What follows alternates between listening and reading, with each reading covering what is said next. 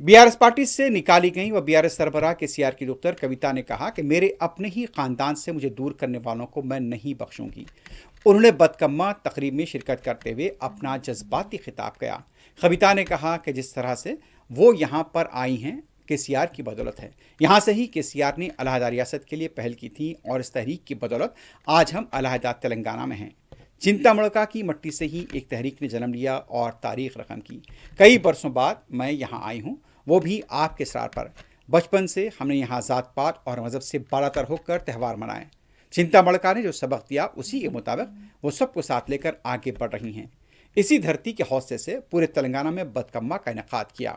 कविता ने मजीद कहा कि 2004 में तहरीक शुरू होने के बाद केसीआर ने यहाँ एक और शख्स को लाकर खड़ा किया। उस वक्त से लेकर आज तक सब जानते हैं कि सिद्दीपेट या चिंतामणका का आना आसान नहीं था। उन पर तरह तरह की पाबंदियां लगाई गई थी। చింతమడకల పుట్టిన బిడ్డ మనందరం తలెత్తుకొని పనిచేసేలాగా రాష్ట్రం తీసుకొచ్చి పెట్టిండు. మరి చంద్రుడు అని పిలుస్తారు చాలా మంది ఇక్కడ. చంద్రం సార్ అంటారు చింతమడకల. మరి అట్లాంటి చంద్రుడికి ఇయాల మచ్చ తెచ్చే పని కొంతమంది చేసిండ్రు. నేను అదే మాట చెప్పిన, మచ్చలేని చంద్రుడికి మీరు మచ్చ పెట్టిరనే మాట చెప్పిన. మీరు మచ్చ పెట్టిరని నేను చెప్పంగానే తల్లిని పిల్లని కాకుండా బాపిండ్రు. అట్లయినా కన్న ఊరు అమ్మగారి ఊరు. మీరు నన్ను కడుపులో పెట్టుకొని రండి, మీరు తప్పకుండా ధైర్యం కోల్పోకండి, మా ఊరికి రండి, అమ్మగారి ఊరికి రండి అని మీరు పిలిచిండ్రు. అందుకే చెప్తున్నా, మీ మేలు ఈ జన్మలో మర్చిపోలేను.